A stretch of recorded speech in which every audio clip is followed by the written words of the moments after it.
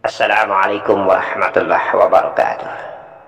Alhamdulillah, alhamdulillah, alhamdulillah rabbil alamin, alhamdulillah rabbil arsyil majid, wa rabbul arsyil karim. La hawla wa la quwwata illa billahil aliyyil azim. Ya jallahu jalalah. Insyaallah nur Muhammad di dalam nur Allah, nur Allah di dalam nur Muhammad. Ya nun, ya waw, ya hu, ya Allah, kun fayakun. Zatullah, zatullah, zatullah. La ilaha illallah Muhammadur Rasulullah. Allah, Allah, Allah, Allah. Hanya ada sebuah kemudahan berpikir bahwa ada tubuh, ada hati, ada nyawa, ada rahasia. Syariat, tarekat, hakikat, ma'rifat. Syariat itu tubuh kasar. Tarekat itu jalan. Hakikat itu adalah hati. Ma'rifat itu nyawana, rahasia puang nariyala ta'ala Gusti Allah subhanahu wa ta'ala. Syariat, tarekat, hakikat, ma'rifat, tubuh, hati, nyawa, rahasia. Tubuh kasar ini adalah sebuah kumpulan darah, daging, tulang, kulit, urat, bulu, jantung, empedu, limpa, hati, dan paru-paru yang sudah kita ketahui bersumber daripada bani dan sel ovum. Tubuh kasar ini yang terlampau banyak beraktivitas di atas punggung bumi. Tubuh kasar ini yang selalu nampak dilihat, yang selalu nampak bergeranggang di atas punggung bumi. Tubuh kasar memiliki kendaraan terbaik untuk menuju ke elemen hati. Bagaimana caranya dia masuk ke elemen hati? Ada pintu ghaibiyah. 7 pintu ghaibiyah yang disebut dengan latifah. Latifatul qalbi, latifatul khawfi, latifatul akhfah, latifatul ruh, latifatul sirri, nafsu natiqa, dan kullu jasad. 7 latifah ini merupakan pintu gerbang terbaik dan terindah menyambut masuknya tubuh kasar ini ke dalam untuk bertemu dengan hati, qalbi. Maka gerbang terminal terindah, pintu ghaibiyah, jalan tarekat dari syariat menuju hakikat adalah latifah, latifah. Sampai ke pintu qalbi, insya Allah harus masuk tenggelam dan kemudian menuju pakai kendaraan nafas namanya, agar bisa sampai kampung nyawa, kampung ma'rifat. Jadi kalau tubuh kasar mau berjalan ke hati, pakai kendaraan zikrullah, amaliyahnya la ilaha illallah, dan masuklah ke pintu gerbang latifah, latifah. Sudah sampai ke negeri hati, negeri hakikat, maka berangkatlah pakai kendaraan nafas menuju ke negeri nyawa,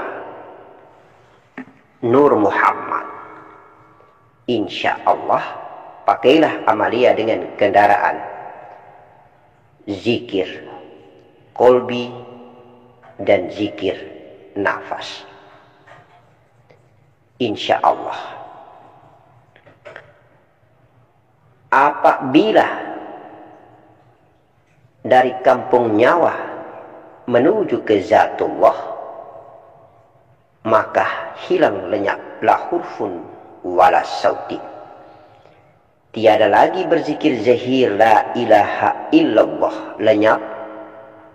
Yang ada hanyalah zikir kolbi, Allah, Allah, Allah. Tiada lagi zikir kolbi, Allah, Allah, Allah, Allah. Yang ada hanyalah zikir nafas atau zikir doa. Tiada lagi zikir zahir, zikir kolbi, zikir nafas atau zikir doa. Yang ada hanyalah fana, lebur, hilang lenyap dunia seisinya. Ada hanyalah negeri nur, mi'raj illallah, musyahadah, kesaksian, kasaf mukasyafah.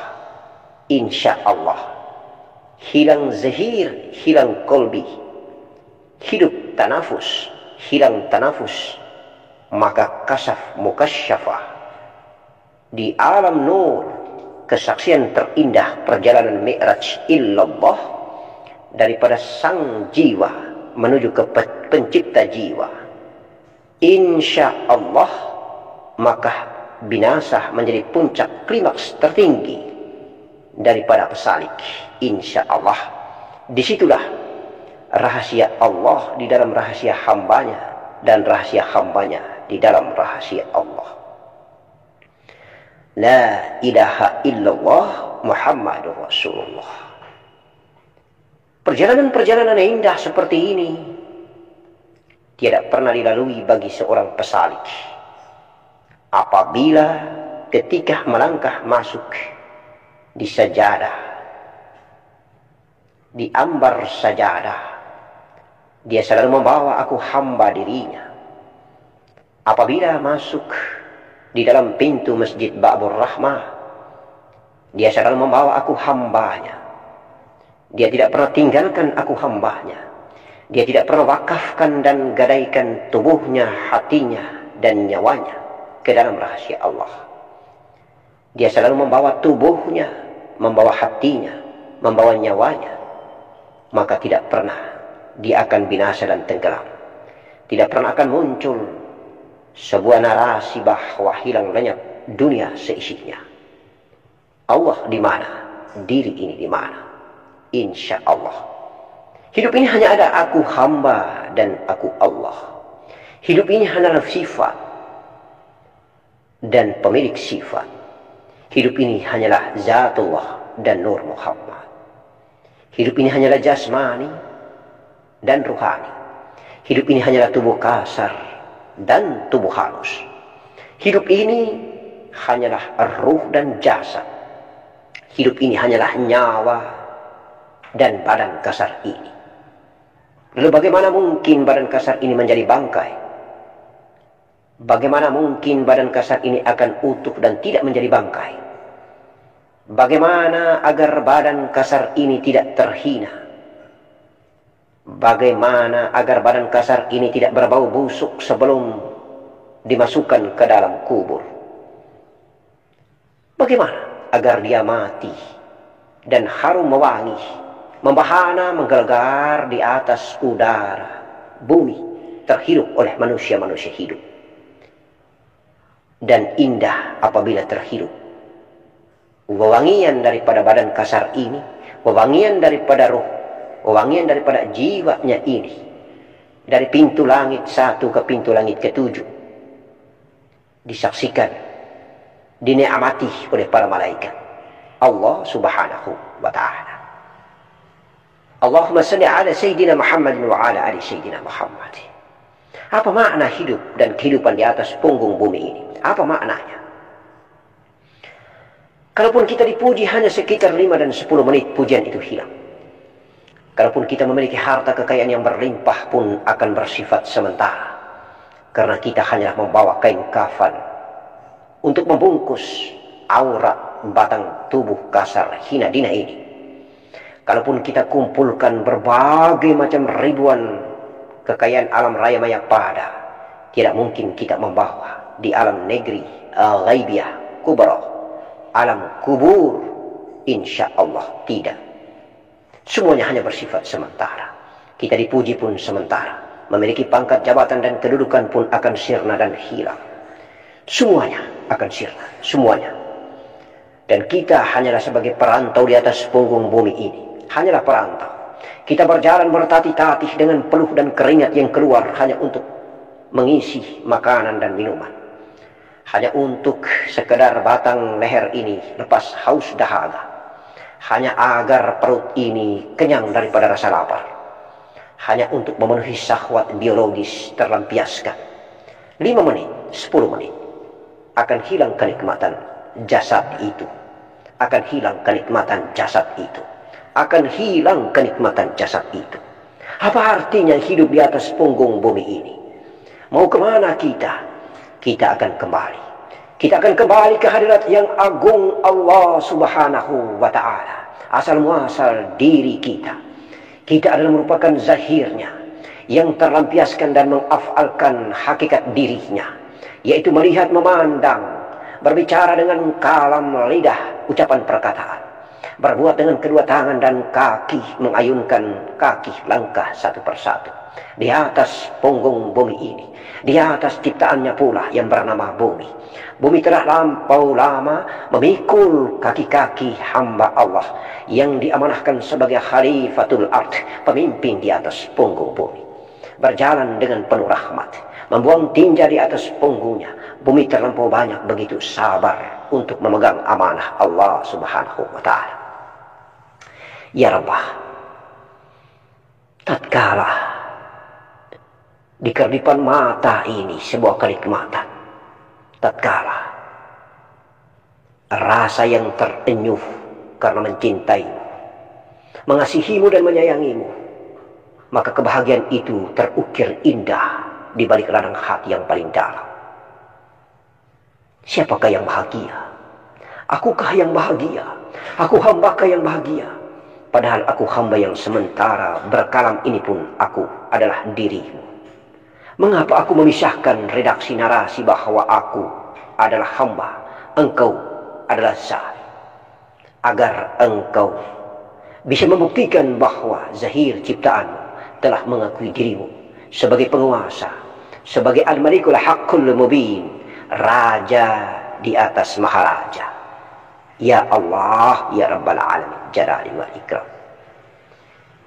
Ya Bazahir, ya Bazahir, ya Zahir, ya Batin, ya Zahir,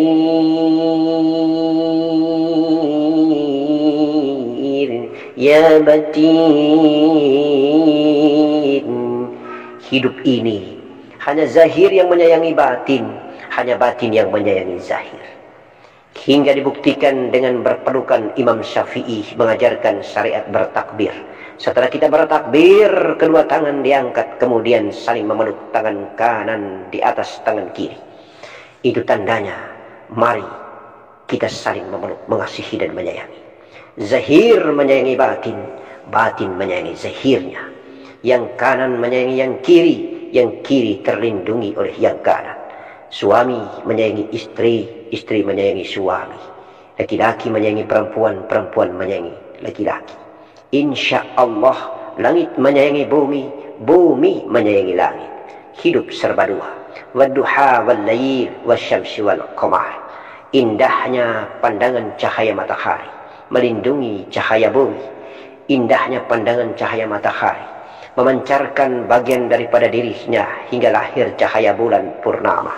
Subhanallah, subhanallah wa bihamdi subhanallah al-azim.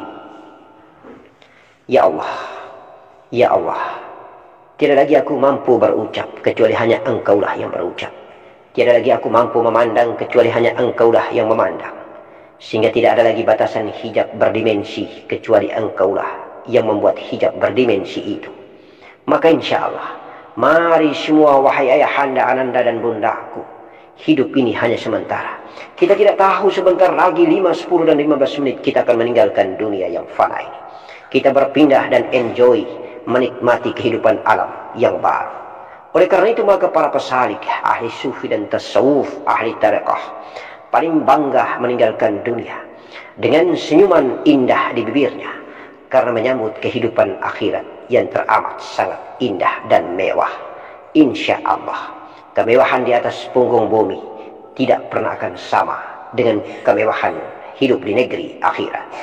Ya Rabbana atina fid dunya hasanah wa fil akhirati hasanatan wa qina adzaban nar.